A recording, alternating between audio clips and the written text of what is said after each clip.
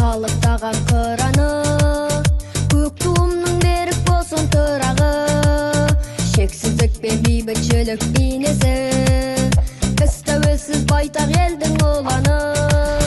Ұлағатын тыңдап әркез дананың, рухани жаңғыруды қаладым. Ұлы дала ұрпағымыз біз деген, жеті қырын жетік білген даланы.